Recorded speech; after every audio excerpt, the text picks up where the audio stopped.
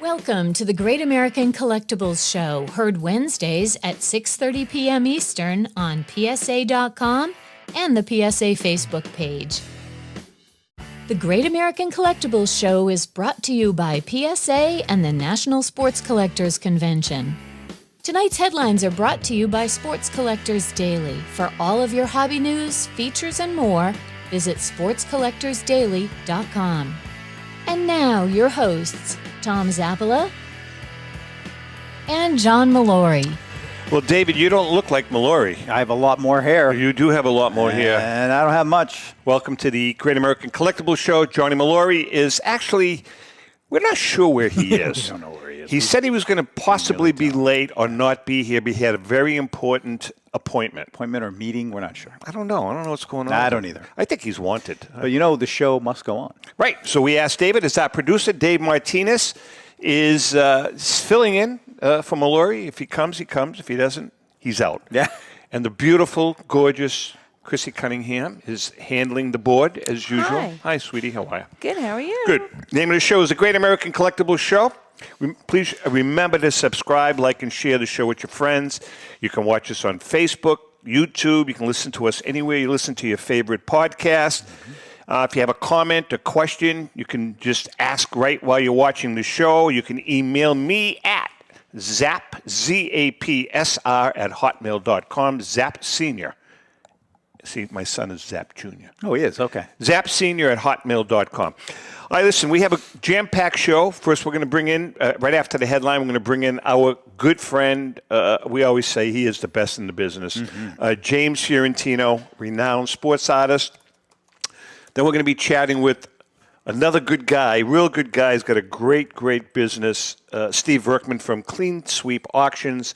And rounding out the triumvirate towards the end is our good friend Al, the ponytail, Christofoli. The rock star. From Love of the Game Auctions. We're going to talk to Al about his past auctions and some of the stuff he's done. But first, our headline.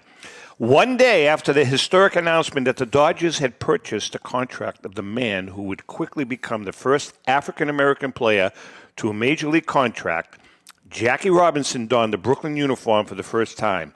Now, the only surviving ticket stub from that afternoon exhibition game is headed to auction. Authenticated by PSA and graded in a PSA 6, the stub from April 11th, 1947, it was a game at Ebbets Field, and it's among the items in the Heritage Auctions Fall Catalog. Last February, the company sold a PSA 2 stub from Robinson's first regular season game for a record $480,000. Wow. The buyer was Milwaukee Brewers owner Mark Attanasio. The pre-sale estimate for this exhibition stud is $30,000. For more information, you can go to our good friend Rich Miller and the gang at sportscollectorsdaily.com. You know, Sports Collectors Daily, I love that because you could find anything you want to find about the hobby, the auctions going on, a great publication. Oh, it's an internet website. We call them website. All right, let's chat with our good friend James Fiorentino. Hey, James, right out of the gate, the Mickey Mantle behind you. Can you tell us a little bit about that? I always just love looking at that thing. Oh, thank you. Yeah, that's the original watercolor. It's a 22 by 30 inch of the 52 Bowman Mantle. So that's part of the There's Only One, the most iconic trading card collection I've been painting, as you know, for the last few years. So that's the actual original from that set. Fantastic. Yeah, that is cool. James, you were you recently on the MLB Network? So I did. I was on the MLB Network last year. I think it was around the summer of the morning show, and that was kind of kicking off this project last year. Really, I tell you what, man, you've had a great summer. I mean, what have you been up to recently? How's the summer gone for the business and for your artwork? Yeah, it's been, I've been very blessed and lucky for the last 25 years to be constantly busy. But, in the last 2 years, it's been crazy, just booked forever. And, coming off the National Sports Convention, obviously being down there, being with you and the book and having all the artwork down there was amazing. And coming off of a lot of commissions, based on those type of events, which is always nice. Two of my paintings recently, one of which I gave, were given out as Latino Sports MVP Awards. I've been painting those for about 15 years. It's also sponsored by MLB, and I presented Vladimir Guerrero Jr. his award on the field at Yankee Stadium. At the end of the summer, Juan Soto just received his painting this past week in San Diego. I wasn't there for it, but it was presented to him on the field. And just working on a lot of commission projects, like I was mentioning, that'll go all the way into next year for a very long time. In the past, you've also painted awards for Tatis and Javi Baez too, right? Oh yeah. Over the years, it's been many guys. I mean, if you kind of look at what's happening today, like Pujols, for example. Albert owns 3 of my paintings, presented him paintings over the years, and became friendly with him through the Latino Sports Awards and also through Tony La Russa, who's a friend. So, to see him hitting all these home runs to 700, it's wonderful. I think back to all these incredible memories, these like personal relationships and things I've had with players. And I brought one time my son on the field to meet Albert. I think my son Tyler was probably 5 or 6, and I remember telling him this is one of the great right-handed hitters you'll ever see. And so, just having all these stories along with the artwork is what makes it really special. Yeah, that's like an additional connection for you, right? It's one thing to paint, to have a painting. You create a painting, but it's another thing then to meet the subject of the painting too. That's gonna be cool. Yeah. And a lot of these guys over the years I've become friendly with. I think of Judge and everything he's doing now. And I just posted on social media this really cool picture of him and I on the field for BP. And that was the first 2 weeks of him playing. So I literally remember him. I remember the moment in that he had hit his first home run, the back-to-back home runs ever by 2 rookies in MLB history. First 2 weeks, he comes over to me, and I'm like, wow, this is a guy who could become something big, and literally he was gigantic. And so now looking back at that picture, it's a really kind of special moment that I love to show people and showcase along with the artwork. He's a special player, and you never know. We may see him in the Red Sox. No, get out of here. Come on, you don't know. Not happening. It'd be nice. They're not writing that check. No, I know that. It would be very nice. James, I know that you do speaking engagements. If people want to, and what do they do? Just contact you on your website for speaking engagements? Yeah, I mean, beyond obviously the painting side of it and painting all the time, I do events, gallery, museum-related events with my art, shows like national, like the Philly show. But I do sometimes do speaking engagements, whether it's with a corporation or an event or a company or an organization. A lot of times, again, beyond my artwork in sports, people see the portraits, the landscapes, the wildlife, all the stuff I do in watercolor. And a lot of that work is in museums and galleries all around the country. And that's a very busy time for me right now, actually, where, again, a lot of that type of work, which is nationally recognized, I'll do a lot related to that. But it really gives a lot towards my sports art. I mean, people see that I can paint everything. I'm known for all that type of work. And I think that lends itself to why my artwork now has been so popular more than ever. We were on. David was on. Showed me. I've looked at it before. Your online store, man. You've got some phenomenal items. What do they call them? Chicklees? Yeah. So sometimes there's clays that are made from the original artwork. A lot of lithographs over the years. Again, doing this for 30 years. Some of the stuff signed by players. Some are not. And I like to give people an opportunity to get things that are affordable. Certainly my original artwork that is commissioned, which is happening all the time, has a certain price range as it goes bigger and bigger. But yeah, I mean, that's the nice thing. And obviously all the trading cards I've done over the years for people. So there's always people wanting for me to sign stuff. Obviously the PSA covers I had done. So there's so many different ways of getting stuff or having me sign stuff beyond, the original artwork. Great. Before we let you go, your website address is... Yep, you can find me at jamesfiorentino.com and certainly find me on Facebook and Instagram and Twitter and all those good things. And I'm always showcasing new works, projects, and events that I'll be at.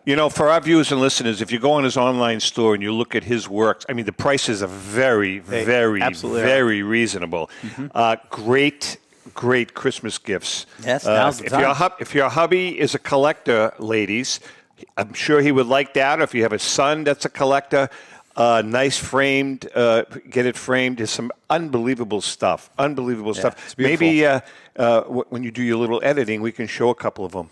Oh, really? Too late for that. I can make the magic happen. All right, James. We love you, brother. Take care. Take care, Thank James. you. Appreciate it. Thanks for having me on. James guys. Fiorentino. Just he is such a talented guy. Was there a painting that he has done that you were like, ooh, I'd like that?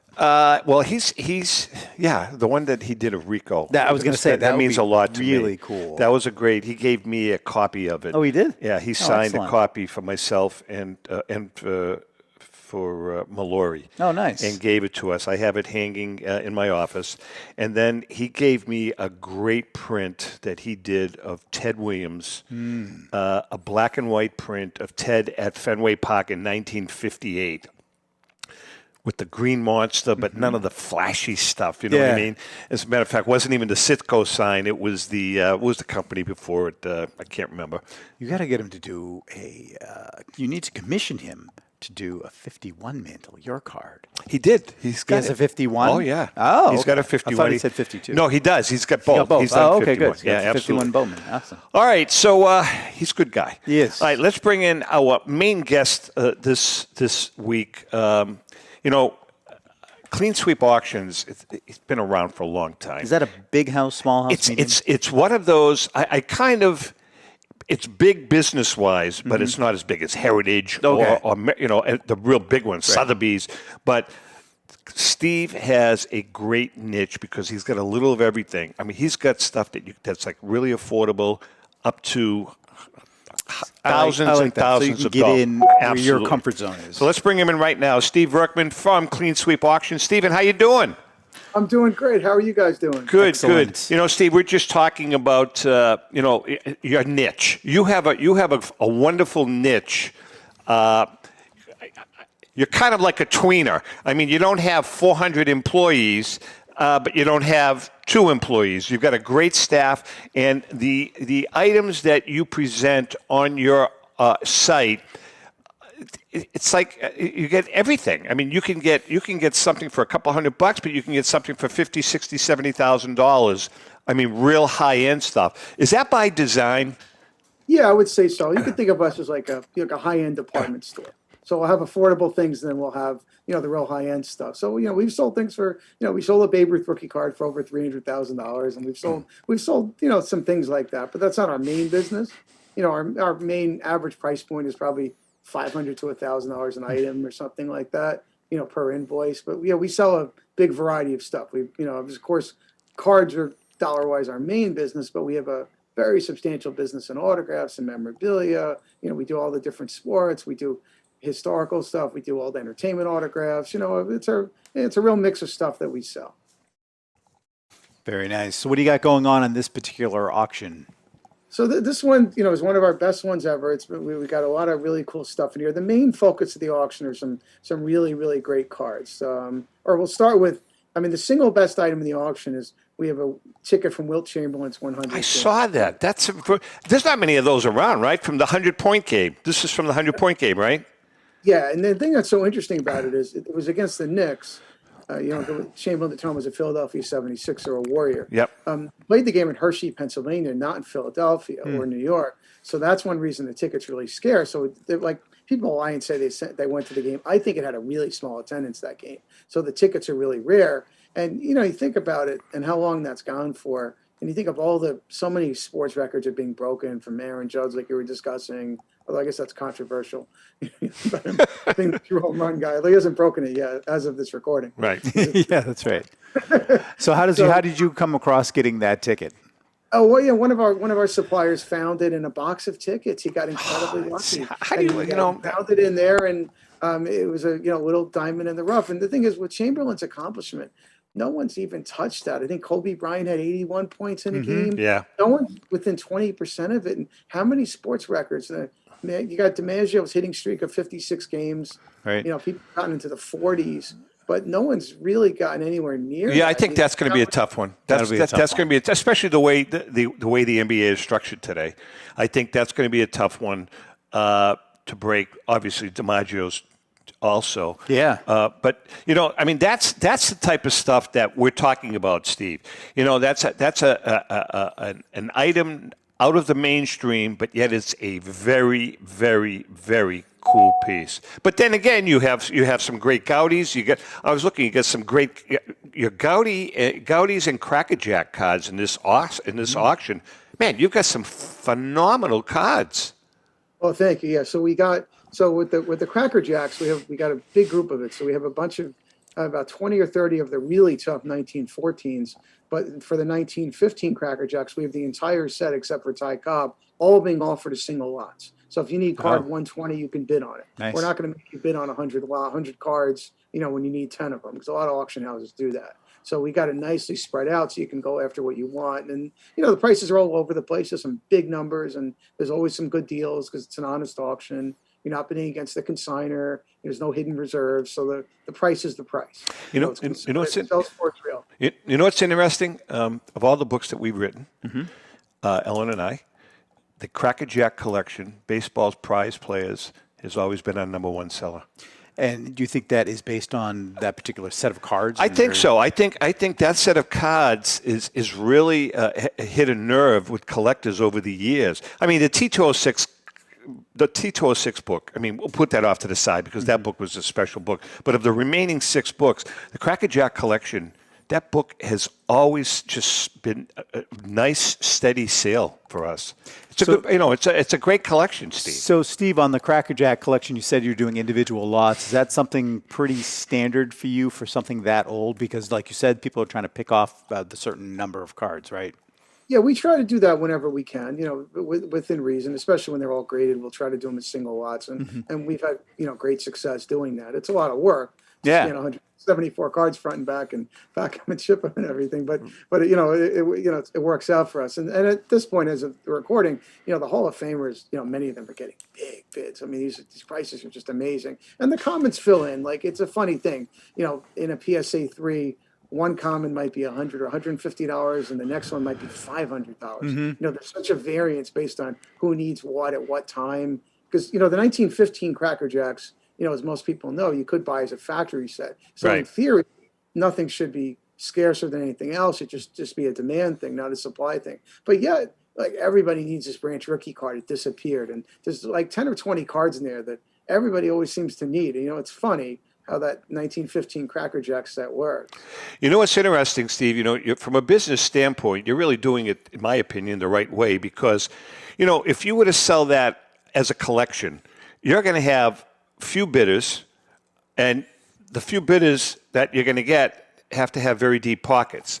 What you're doing is you're able to expand your bidding base to a much larger group. Makes sense. And not only that, but you make it affordable for that much larger group. That's the way I would do it. I think that's a great move on your part. Oh, thank you. Yeah, we try to do it that way. It's whenever we can, and these have not been to market. It's fresh stuff. A collector, most of it's from two collections formed the 15 set. So we had got a near set from 2 people actually recently. Did they come to you graded, or did you have to get them graded? They came to us graded, fortunately. That's good. Especially with those, I got very lucky right before COVID hit a few years ago. We also had a Cracker Jack set from someone who, it was a crazy story. Like in 1995, I was doing the East Coast National Show, and at the time, a guy buys a Cracker Jack Joe Jackson from me, and in 1995, I sold it for like $5,000. That's like $100,000 sale in today's money. The guy comes and meets me and gives me cash, and I was worried his cash was fake. Yeah, he's out of nowhere, and the guy made me nervous. So then I get a call the first year, right when COVID starts. The guy died. He had a receipt that I hand signed for him in 1995 and everything else. And his widow came over to my office. They're in Long Island. Such nice people. He died from COVID early on, and we got the collection. And I called up, our lovely people at PSA, and they really helped me out right before things got completely crazy. They let me grade everything at a very reasonable price. I explained the situation. The woman died. She's a widow. We're trying to help her out, and they let me. They really helped me out. They really did a That's solid good. one. Very nice. That's good. It at a reasonable price so we could get them all graded. But a year later, 6 months later, that was not going to happen. Wow. Timing wise, it was very fortunate for everybody. Good for you. I like hearing stories like that. All right, we're going to take a quick break. We are chatting with Steve Verkman from Clean Sweep Auctions. We come back. I got an interesting message from one of the groups that I follow. It's kind of a cool group. He had a question about a Mickey Mantle card. I want to run by you because I want to get your honest opinion about that. Hang in there. We'll be right back. Since 1996, Brian Drent and the staff at Denver's Mile High Card Company have led the charge in the collectibles hobby. Mile High is a full-service dealer specializing in buying and selling cards and offers a competitive consignment program for all collectors. Whether it be their computerized want list service, appraisals, or auction services, Mile High has it all. If you've been searching for a company with a selection of high-grade vintage 1888 to 1970 baseball cards and memorabilia that shares your passion, aim high, Mile High. Go to milehighcardco.com or call 303-840-2784 for more information. For more than 30 years, Robert Edward Auctions has been the industry leader when it comes to helping you realize the most money for your baseball cards and sports memorabilia. In addition to their unparalleled reputation for honesty and integrity, they reach the largest number of bidders in the business and offer lower seller's fees, as well as generous cash advances up front on your valuable material. Contact them today at 908-226-9900. That's 908-226-9900 or at robertedwardauction.com. This is Brian Drent, president of Mile High Card Company. Is your sports card and memorabilia collection properly insured? For easily replaced personal property, homeowners insurance is all most people need. But for prized possessions that you may have spent a lifetime collecting, it doesn't go nearly far enough. Collectibles Insurance Services has been insuring for over 50 years. They offer a full range of protection and a $0 deductible at an affordable rate with no appraisals required. I know because they insure my collection. If you have a minute, go to collectinsure.com and learn more about insuring your personal card or memorabilia collection. Hi, this is Dan from Memory Lane Auctions, here to remind you that the renowned Memory Lane Collectibles Company has served as a beacon of light to the collecting community for the past several decades. Indeed, folks, it has been our utmost privilege and pleasure to provide the most enthusiastic collectors with an abundance of the finest sports cards and memorabilia for America's most coveted sports personalities via our world-class auctions. Whether you choose either a private sale transaction or the auction route, Memory Lane cordially invites you to reach out to us to maximize the value of your prized possessions. Also, it is not just sales that we pride ourselves on being the best of the rest, because if you are seeking a particular keepsake for your esteemed gathering, we will be relentless in our quest to find that special piece to fulfill your collecting dreams. So no time to wait. Reach out to us today for the purposes of capitalizing on our unparalleled marketing capabilities.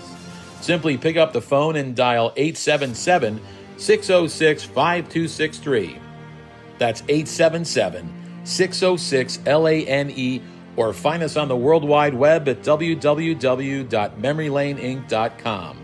Now is the time for your valued consignment to ultimately become another one of Memory Lane's record-setting prices. How would you like to own the bat that was used by your favorite player when he hit that towering home run or game-winning base hit?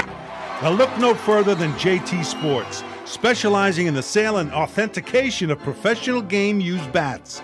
As the official authenticators of professional model game-used bats for PSA DNA, JT Sports will guarantee the authenticity of any bat purchased from them. JT Sports also buys and sells game-worn uniforms, gloves, and baseball equipment. The unique quality of the collectible is what JT Sports is all about. Give them a call at 609-487-8003 or check them out at GameUseBats.com. Hey, we are back and chatting with Steve Verkman from Clean Sweep. Steve, I got a message or a whatever they call it, PM, MP, what do they call those things? DM, thank you. From a gentleman who's the administrator for one of the groups. It's called Deal or No Deal, and that's kind of a fun. I like watching them. Okay. It's guys sell cards, and they say make me an offer for whatever T206. I don't know, Shag Shaughnessy. Mm-hmm. So someone will say, $100, no deal. And then the next guy will, they do a lot of trading. But anyway, this particular administrator, his name is Nick Egnatz, And he's got three. And I said, listen, I'm going to be brutally honest with you. He owns two or three 1958 Mickey Mantle Topps cards. And the back of them, Steve, there is ink, not paper loss, but actual ink that's missing in some of the descriptions in the exact same place in his stats and his narrative. So he's looking at that as kind of an error card because it did happen at the printers. Is that really considered an error card? I mean, he says he's only knows of the two that he has in existence. He's looked. What is your opinion of that?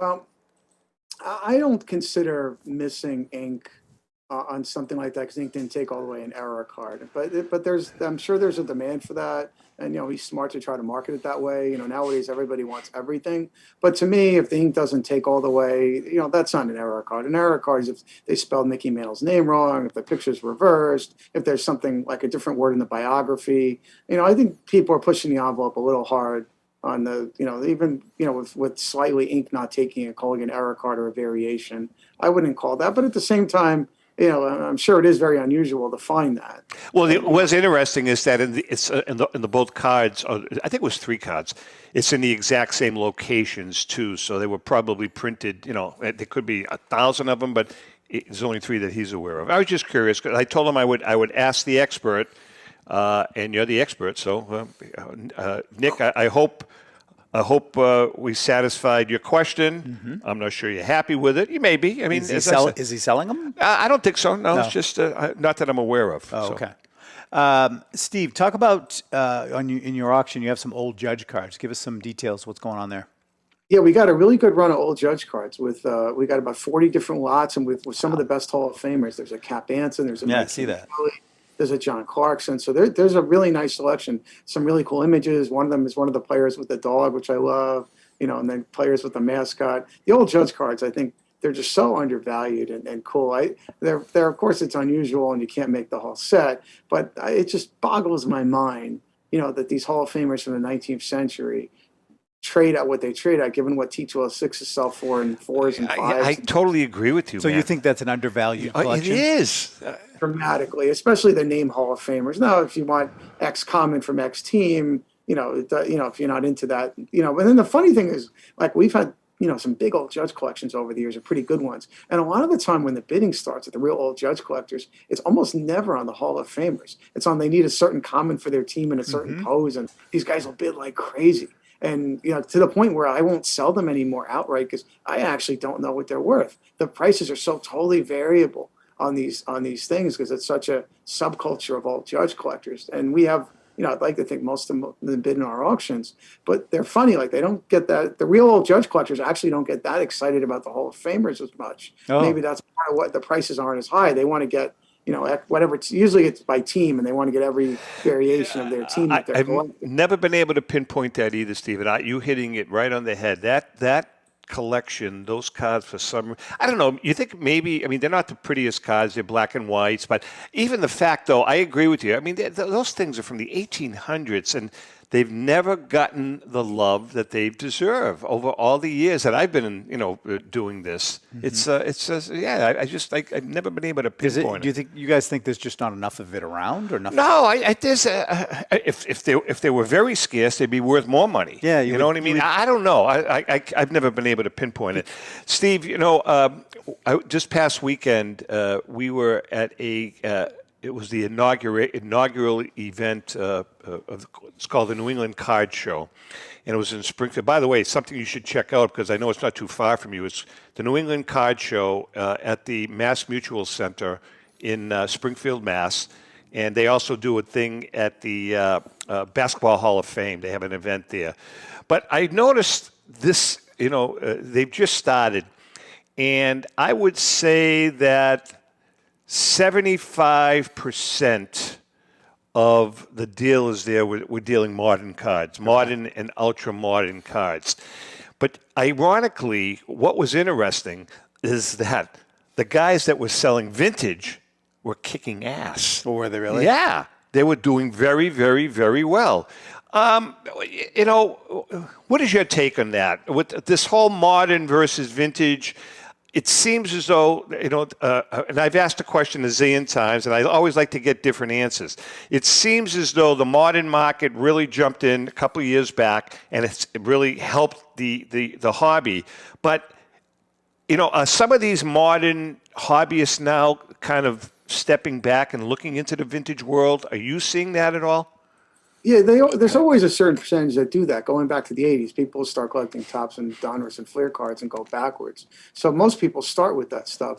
So there's an element of that. But I mean, the shows that we see, that may have been, function not having as many people, but a lot of the shows we've been at, I hate to say it, but I shouldn't say I hate to say it, but the modern dealers often are the busiest ones. At least the shows that we've been at, the recent Phillies show, you would see that. And, like we'll put out a few cases. When we put out a case of the modern stuff, it shows, it's not our focus. People look at it, you got a lot of action on it. Really? It's just not my thing, and I'm not equipped to, like, a lot of the time they want to trade. They want to trade these two cards for your two cards. And with old cards, I'm equipped to do that, but I'm just not capable of that with the modern cards, with all these variations, and there's 30 versions of each card. I know, the Prism Gold, Prism Purple. Is it a younger crowd, too, that you're seeing? It is, and they walk around with these special little briefcases and everything. They have all these little high-end cards with them, and they'll show you this card, $10,000. Like, wow, why is this $10,000? But you look it up, and maybe it's $10,000. So, the modern cards aren't going anywhere. I mean, they may crash. I mean, I don't know. I don't have a feel for that. So you're like me. You're old school, and we call it manufactured rarities. That's what we call it. It's where you have card companies that are creating one of one, one of two, because by design. You know what I mean? And that's what these kids are flipping and buying and investing in. Again, I'm a modern guy, and I've said it a zillion times. Babe Ruth's dead. He's not coming back. Neither is Ty Cobb or Lou Gehrig or, pick somebody. So he's not going to get popped for steroids or anything. Those cards are finite. What's out there is what's out there. Yeah.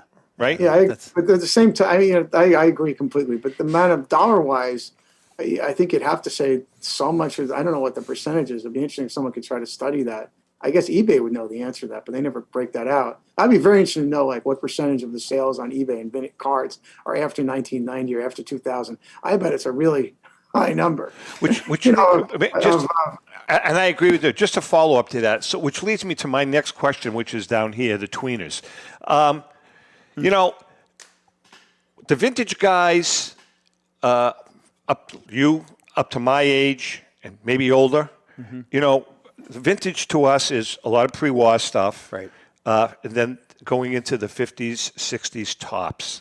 And then you've got the jump with the millennials to the modern and ultra-modern. What about the gap, Steve? Are you seeing any increase in that gap? And I'm talking about the cards from the late 60s, 70s, 80s, the Yaz's, the Dennis Eckersleys, the George Bretts, the Al Kalines. Are those cards increasing in value as time goes on? I call them the tweeners, because they're kind of in between the pre-war and the 50s and 60s tops, but they're before this what the new generation is interested in. Yeah, I know it's an interesting question. Like starting with COVID, the complete sets from the 70s. As a dealer, you'd get these things and you almost wouldn't want them. Sometimes people would have them on consignment. You're like, no, it's okay. Just leave it in the house. I don't even want to lift it. And then they effectively doubled or tripled in price, where a really high-grade 77 top set went from, on a bad day, $150 to now a good day, $500, with a lot of people bidding. So those people are, they're more focused on sets. If you're getting into the 70s because they're affordable and you can buy a near mint set, it's not that expensive. And then the grading obviously drives it. If you start getting into PSA 8 and 9 sets, then it's thousands and thousands of dollars or more, because the sets are so big, 600-700 cards. Right.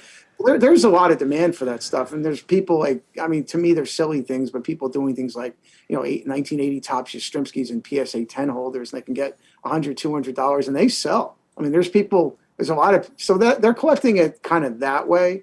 But in terms of the millennial thing, it's interesting. What I find is a lot of the people collecting the T206s, for example, tend to be very young.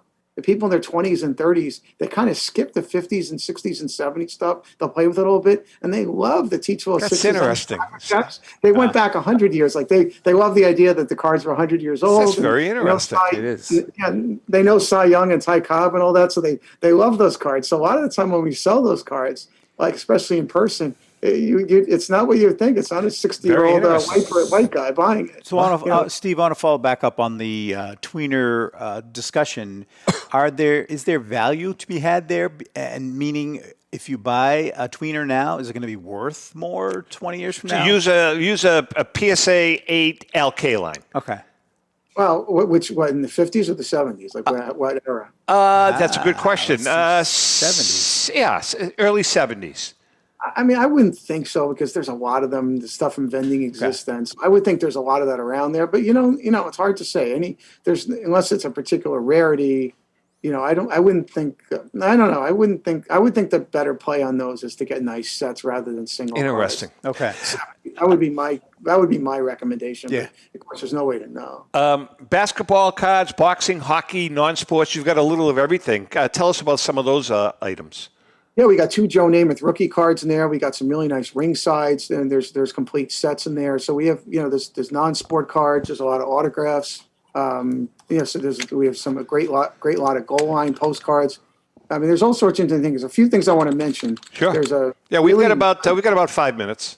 Okay, so first of all, our auction format's different than other auction formats. So our auction ends on Wednesday, October 12th. You have to have your initial bids in by 8 o'clock Eastern time. Now, for our auction, we don't end the entire auction at the same time. So starting at 11 o'clock Eastern time, if there's no bid on any lot for 10 minutes, the entire auction closes at the same time. Now, for us, the way we do it, so it doesn't go till 5 or 6 o'clock in the morning or the next day. If the auction goes till 1:30 Eastern time and you place a new bid after that, you pay a 5% premium. So by doing that, we disincentivize people bidding all night, and it's worked very well for us. So I know we're the only auction house, I'm sure, with this rule, but it's worked very well for us. So bidders just need to keep that in mind. And if they have any questions, call us or email us. We're happy to help. Now, a few other things in the auction worth mentioning. There's a Ty Cobb 1907 Dietschke Tigers rookie card. There's a really nice 2000 press pass Tom Brady double PSA 8. That's a big card. And one of my favorite lots, we have Babe Ruth's personal envelope signed by him framed. And I've never seen that before. It's personal letterhead, so that's really cool. There's a really nice Babe Ruth card in there. And we have some really cool memorabilia. We have really unique cufflinks from the 1969 Mets. We have a gold staff ring. We have a double-sided jeweled pendant from the 1957-58 Yankees. So there's some really cool memorabilia in addition to a really deep selection of cards. So there really is a big diversity of material in this auction. We have a collection of Met game used bats going back to the 80s and in nice lots. We have some good publications. We have some good tickets. So there's a really a truly broad assortment of things in all manner of collectibles. There's 2 Bobby Jones autographs for people into golf. I mean, there's a run of Mayo football cards, which I also think are incredibly undervalued, from the 1890s, the first real football set. So we have a run of those that are PSA graded. I think those are a great value right now. What's really interesting too, and then you always have some entertainment stuff, which I always go through that stuff. That's, I told you, we've said this before. That's the Mother Teresa. I put up 2 bids on Mother Teresa and I lost that. Right. But you always have some cool entertainment, just autograph photos of stars, things like that. Yeah, we try to. I mean, the funniest lot we have probably in that area, we have a baseball signed by Tom Cruise and Nicole Kidman. That's right. Really? Exactly. I don't know you're going to ever see that again. So it's a one of one. Yeah, I mean, great stuff like that. It's a collector's item, kid. But that makes it fun. Hey, how did you do at the National? We have a couple of minutes left. How were you happy with the results of the National? Yeah, it was a great show. They got just an amazing crowd. Like, it didn't end. Even on Sunday, it was really busy. So we had a terrific show. We're in a funny position because we both sell things and auction things. Right. So I kind of have robbed Peter to pay Paul. Yeah. So a lot of our best inventory I held back for our current auction. But for what we sold there, the stuff did great. But like some of our best stuff, we need to stock an auction. So I can't bring that stuff to shows, even though I'd love to. Are you going to be at the Shriners? Are you going to be at the Boston show? I'm just on Friday, but my people will be there Saturday and Sunday. I have a family thing I have to be at the next day, but I'll be there on Friday. Okay, yeah, we'll stop by, say hi. We're going to be there for a couple of hours. I think Rico's doing another signing. He's doing a signing. What are you doing there? I like to go say hi to all of our sponsors. Nice. We sometimes we do a little video that we post on Facebook, as you know. Yep. But I'd like to at least personally thank our sponsors, Steve included, obviously, for participating in the show. I have another question, Steve. Do you have? We never really talked before, I don't think, about. Do you collect anything? It doesn't have to be sports, but what do you? That's what got me started. Yeah, I collect. I have a big Cincinnati Reds collection. So there you go. Cincinnati Reds, Johnny Bench stuff going back 100 years, and I collect Hank Greenberg stuff. So I've been collecting since the late 70s. So I have things from 40 years ago. I have some unique things a lot of people don't have, and I collect. Not so much anymore, but I love the Z-Nut card. So I have almost all the Z-Nut Hall of Famers. So I add things to my collection all the time, but I don't have a 70 top set. I don't have a Mickey Mantle card. I don't have. You got to get on that. I have unusual stuff. I'll have a Johnny Bench game used bat. I'll have unusual tickets and things like that. So it's hard to collect when you're a dealer because your instinct would be to keep the best stuff.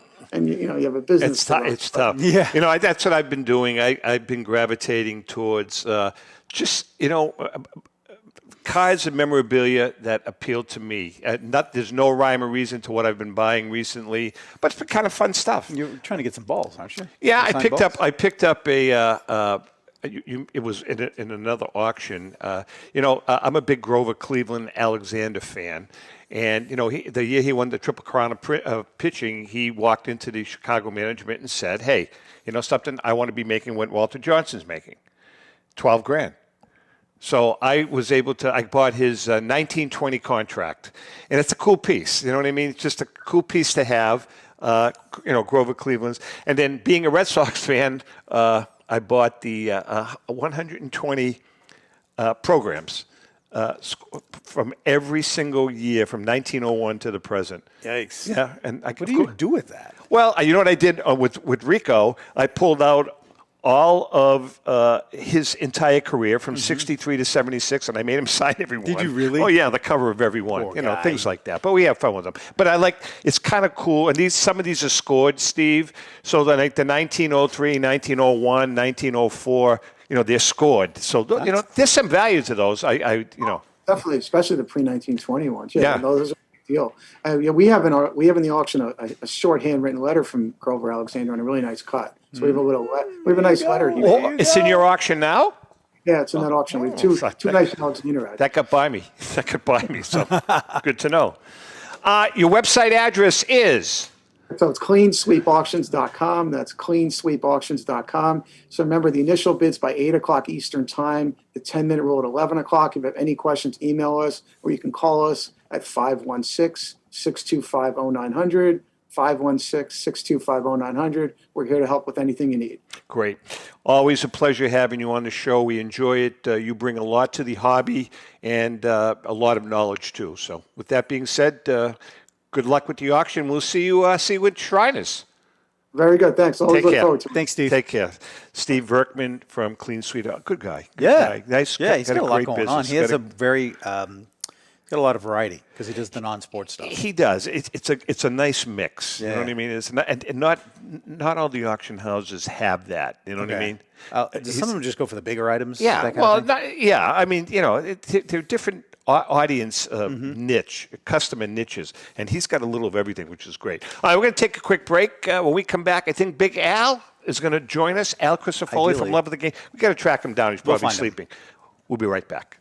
Pristine Auction is a family-owned and operated online auction specializing in autographed memorabilia, sports cards, coins, art, and collectibles. Since their founding in 2010, they've grown to 2 facilities in Phoenix, Arizona, totaling over 60,000 square feet.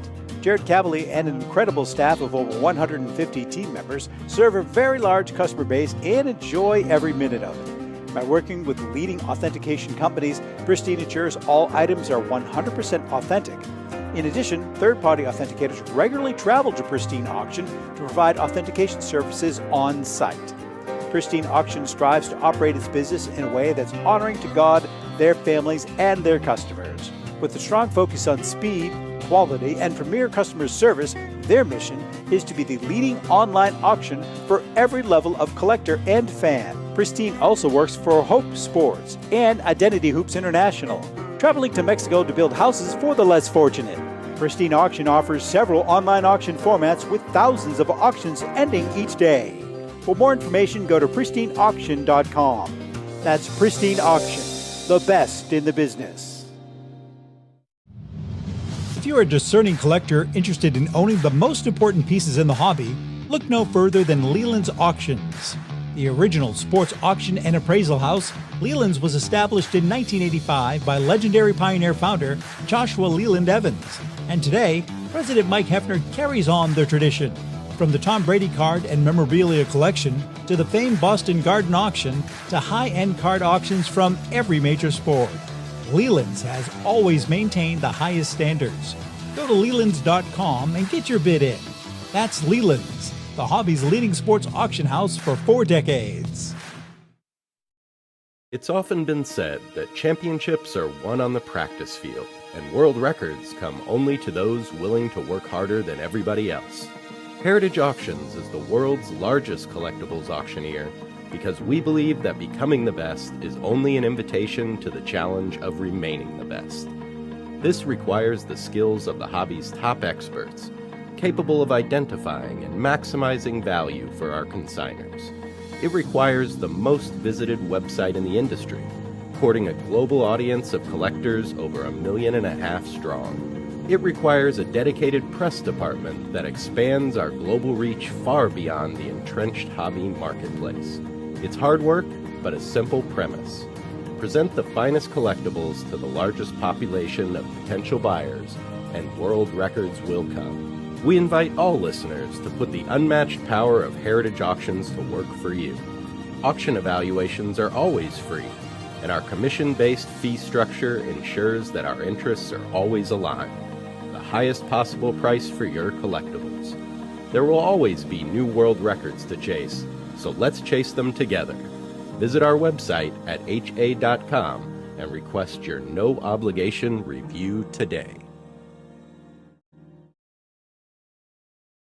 Hi, this is Dan from Memory Lane Auctions, here to remind you that the renowned Memory Lane Collectibles Company has served as a beacon of light to the collecting community for the past several decades.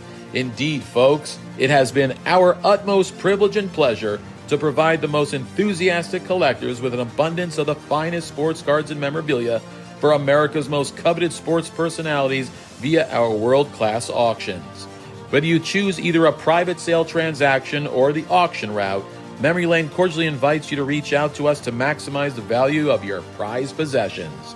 Also, it is not just sales that we pride ourselves on being the best of the rest, because if you are seeking a particular keepsake for your esteemed gathering, we will be relentless in our quest to find that special piece to fulfill your collecting dreams.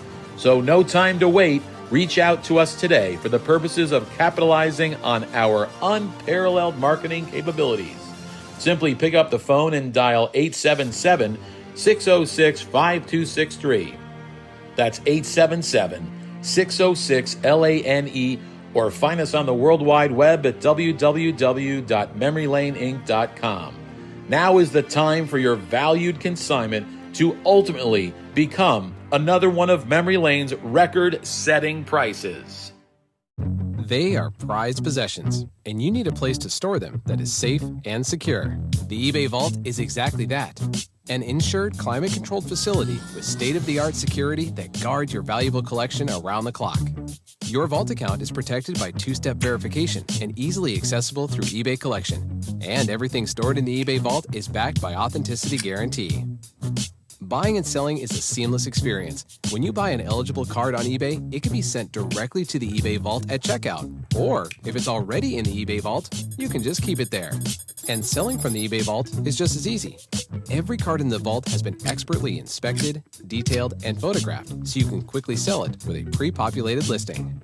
And if your buyer chooses to withdraw their card from the eBay Vault, we handle packing, shipping, and insurance. And same goes for you. If you want that rare rookie card in your hands, you can have it shipped to you at any time. Collect like a pro with the eBay Vault. The eBay Vault is climate controlled, insured, and protected with 24-hour security. Soon you'll be able to send cards already in your collection directly to the eBay Vault. They will take high-quality photos of the front and back of the card and document all the details for your viewing pleasure and to make the listing to sell process seamless. For more information, go to ebay.com, connecting buyers and sellers globally. All right, let's bring in Big Al right out of the gate, our good friend, Al Christofoli from Love the Game Auctions. I got to ask you guys both a question. Yes. And I asked this question to Mallory last week. Talking about this vault stuff. When Petrocelli croaks, if we have him stuffed and put in a vault, will he be worth money at some point in time? I won't have to pay sales tax on him. Well, you might have to, though. Really? Depending on the state. I don't know. You know, this guy's got the easiest life. I said to him, we were at that card show, New England Card Show, Al, on Sunday. He walks in 5 minutes before he's supposed to be there, sits down, starts signing autographs, right? And Ellen and I were only there. We only crossed with him for about 15 minutes. Ellen went to see Elsie. So I says, what do you got for the week? He says, God, I got a really busy week. I said, what do you got? He says, I have a golf tournament. And tonight, which is today's Tuesday, the show, people are watching the show on Wednesday. Tonight, he has a Red Sox gig up in Freeport, Maine. What is it, LL Bean? It's a corporate thing that they're paying him big money to have dinner, speak, schmooze, to sign some autographs, and he's out of there. Then he's got another Red Sox thing. It's like end of the year something, because they suck so bad, something at Fenway Park for that. So, I said, Rico, I don't want to hear it. He's a busy guy. Yeah, this is exactly what his life has always been like. It's like I just shake my head. He's out there at shortstop. Lonborg strikes out 3 guys, and he goes and he sits on the bench for a half inning. He comes out, he hits a home run, he runs around the bases once and says, I'm tired. Exactly. I said to Lonborg, I said, Lonborg was there on Sunday, so we were shooting the breeze. I said, Jim, Rico gave you the ball. He caught the Rich Rollins pop-up, put it in your hand. I said, what'd you do with it? He said, I gave it to Mrs. Yockey. And he did. Did he? I said, what did she do with it? She lost it. She lost the freaking ball. Anyway. Oy. Al, I was just up in your neck of the woods last week. Where? In Boston. For a consignment? I was up there for a social thing, and I've never been in. I've been in a lot of cities. I've never been in a city like Boston that does not want you there. Yeah, they don't. It's so impossible to drive around. Yeah, we were in Freeport, Maine. We came in from Freeport, Maine, and I put it in Siri. I said, "We're going to this address in Boston," and Siri said, "You sure you want to go there?" I believe that. Why don't we go to the Cape? Were you in downtown Boston?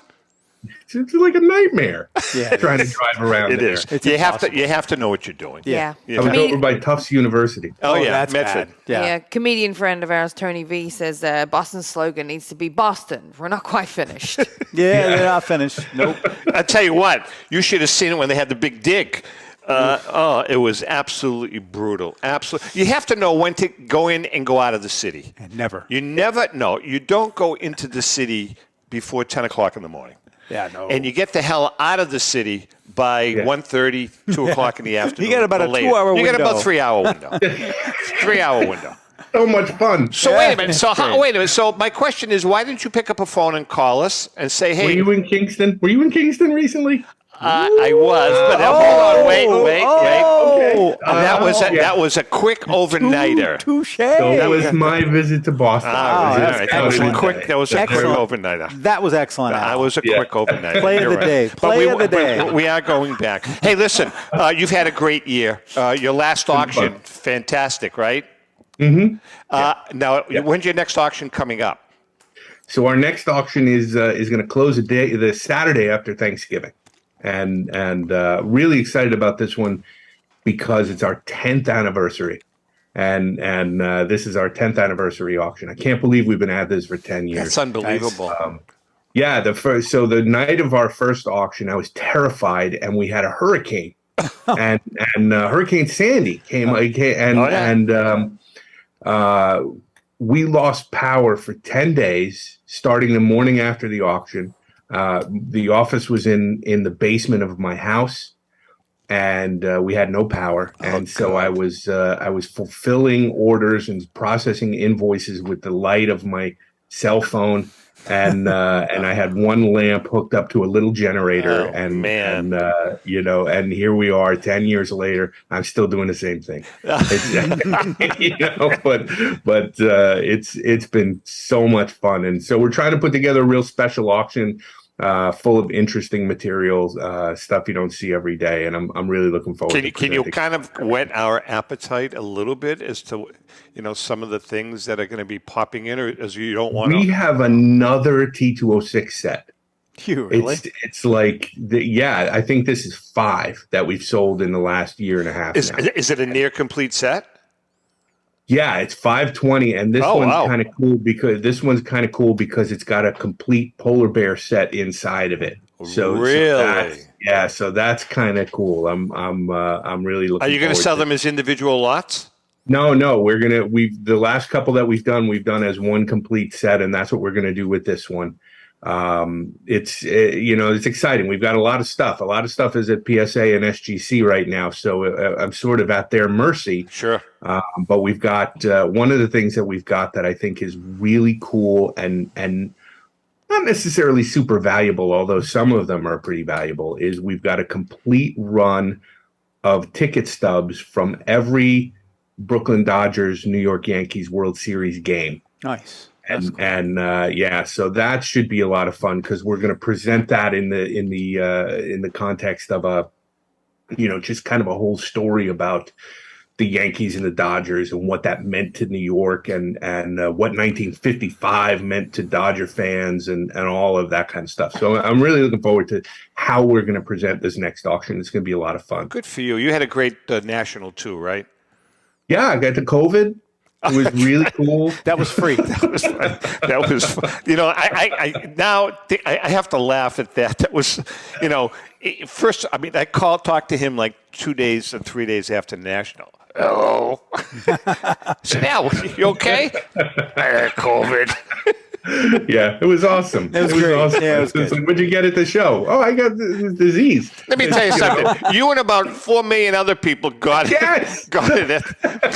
Wasn't it you that was telling me? I guess I don't care. It's over now. You would tell me that there was some guy that walked up to you that had it that knew he had it. He wasn't. He didn't walk up to me. There was a friend of mine who was a dealer who was sitting.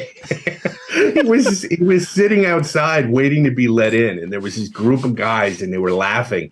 And so my friend who's a dealer was like, I wonder what these guys are laughing at. So he sort of sidled over and he started eavesdropping on their conversation. And what they were laughing at was that one of them was COVID positive, and he was going into the show anyway.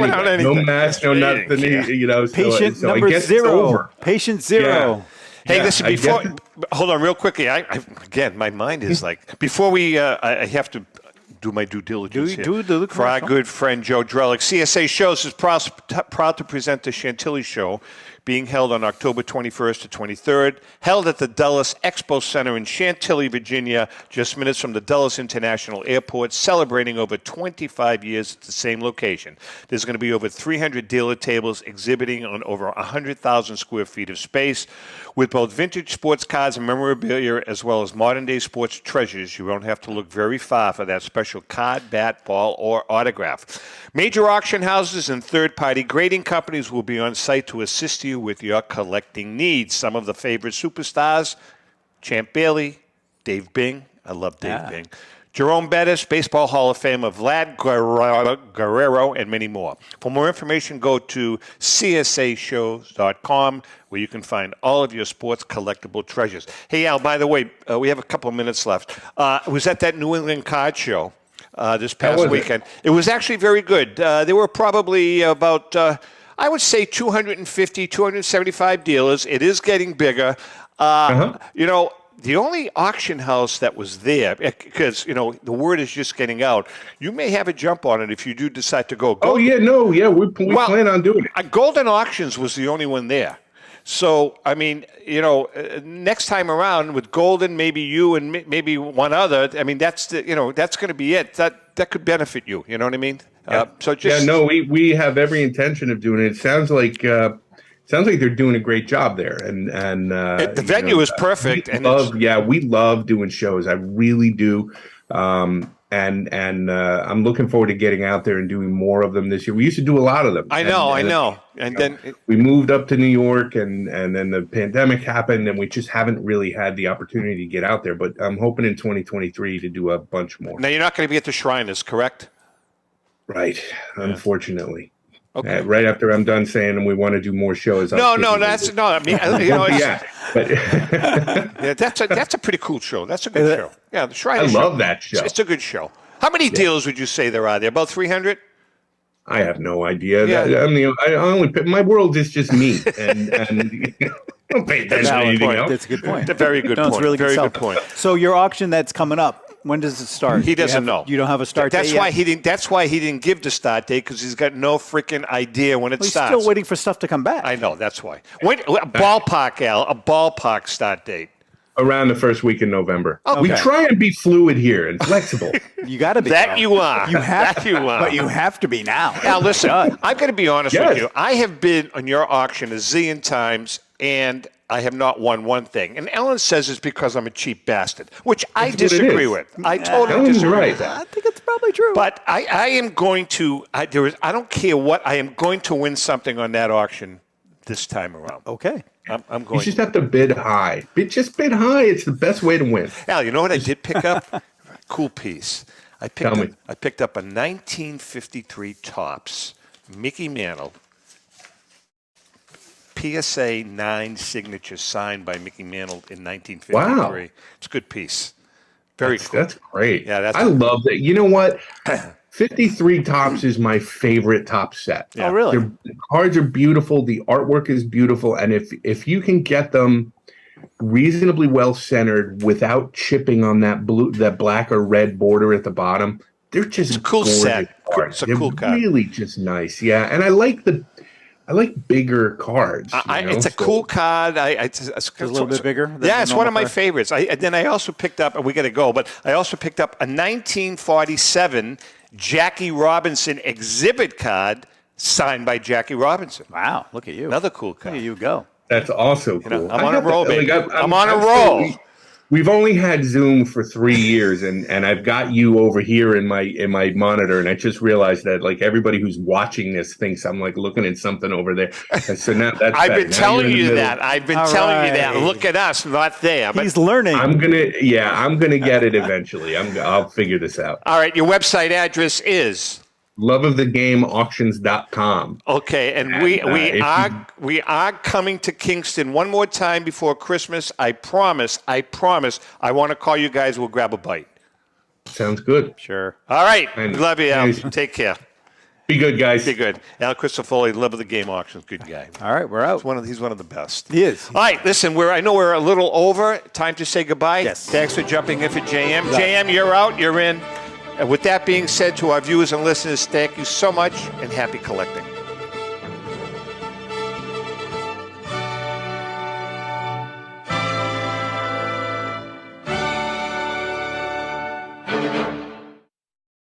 The views and opinions expressed by the hosts, guests, or callers of this program do not necessarily reflect the opinions of the Studio 21 Podcast Cafe, the United Podcast Network, its partners, or affiliates.